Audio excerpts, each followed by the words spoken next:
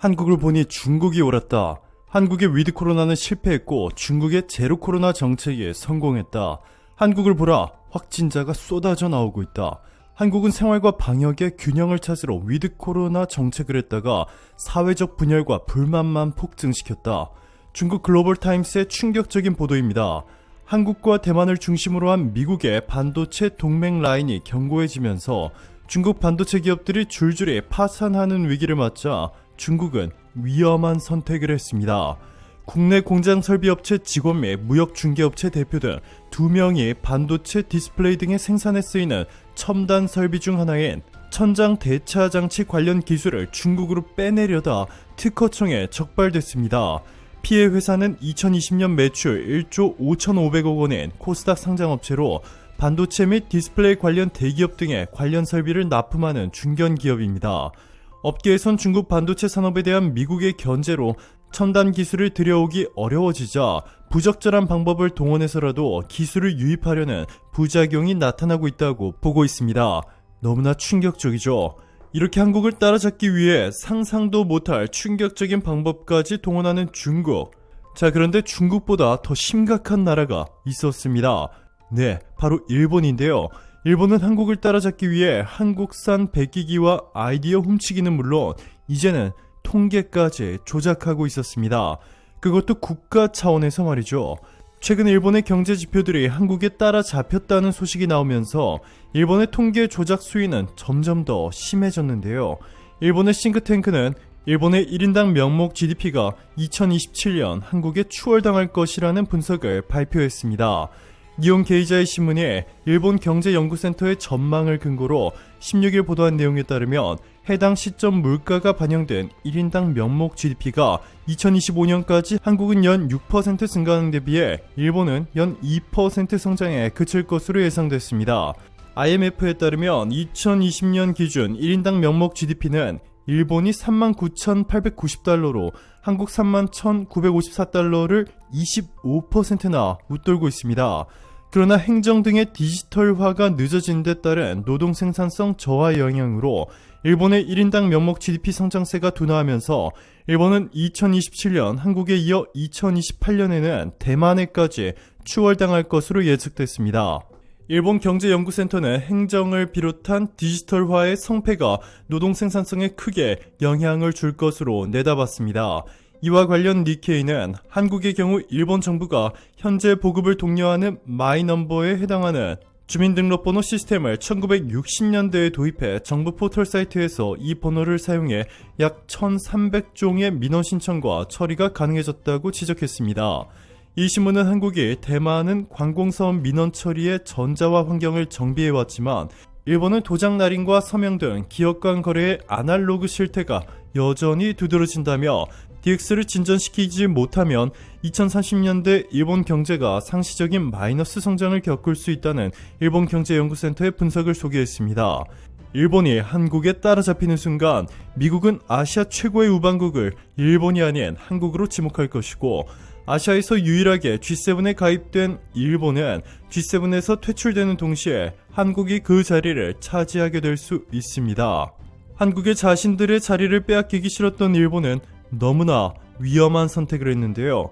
최근 일본이 정부 차원에서 통계를 조작해 GDP를 뻥튀기한 사실이 드러나면서 미국과 유럽 등 서방 국가들이 일본을 외교적으로 손절할 수 있다는 소식까지 전해져 일본인들을 충격에 빠뜨렸습니다. 일본 국토교통성이 건설공사 수주를 최근 8년 동안 조작한 것으로 드러났다고 아사히 신문이 15일 보도했습니다.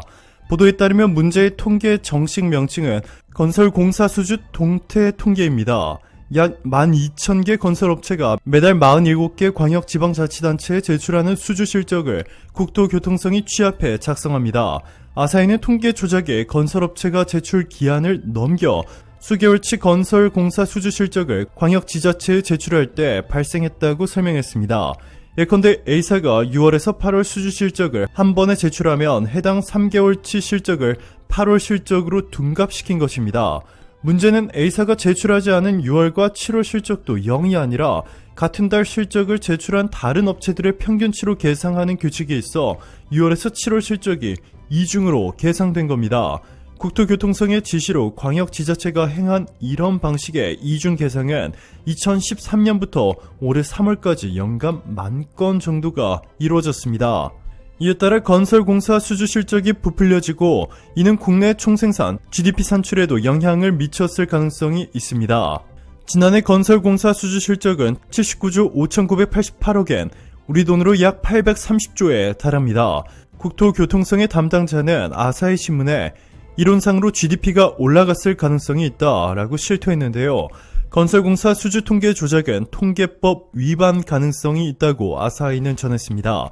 이미 실질 GDP를 한국에 따라잡힌 일본이 명목 GDP마저 한국에 따라잡힐 경우 그동안 아시아 1위국으로 누렸던 특권들, G7과 쿼드, CPTPP의 의장국, 지위를 모두 한국에 빼앗길 가능성이 높아지는데, 이를 두려워하는 일본이 이제는 정부 차원에서 조직적으로 통계를 조작했던 것입니다. 무려 지난 8년 동안 말이죠. 자, 그런데 이번에 일본의 통계 조작이 발각되면서 전 세계 외신들이 이 사실을 대대적으로 보도하자 위기의식을 느낀 일본인들이 마지막 발악을 하고 있습니다. 더 이상 한국을 따라잡거나 상황을 뒤집을 방법이 없어지자 이제는 일본 내 거주하는 제1한국인들을 위협하기 시작했습니다. 제1한국인 3세 박춘수 씨는 일본인들이 가라고 한국 사람이 왜 일본에 사냐고 분하고 막 살이 벌벌 떨렸죠. 눈물이 막 철철 났어요 라고 전했고, 일본에 사는 최강희자 씨는 바퀴벌레 사체가 우편으로 배달되어 왔습니다.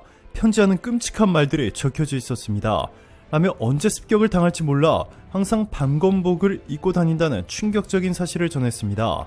심지어 일본의 부동산 대기업인 후지주택의 이마이 회장은 한국인 비하 문서를 전 직원에 배포하며 혐한 문서에 대한 감상문을 제출하도록 강요하고 있습니다. 자, 그런데 이렇게 일본이 마지막 발악을 하며 한국을 시기 질투하고 있는 중요한 이유가 또 있었습니다. 미국이 일본을 중심으로 인도태평양 지역의 패권을 잡겠다는 전략을 완전히 파기하고 한국과 새로운 인도태평양 전략을 만들어 세계 패권을 장악하겠다는 발표를 해 일본이 큰 충격에 빠졌습니다. 미국과 일본이 한국의 쿼드에 참여해 줄 것을 요청했지만 일본이 주도한다는 이유로 이를 단칼에 거절했던 한국. 결국 미국은 한국을 중심으로 한 새로운 동맹체제를 만들겠다는 깜짝 발표를 했습니다.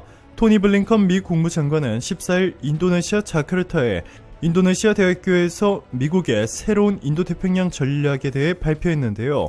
아시아 태평양 지역이 미국의 최우선순위라고 강조했습니다.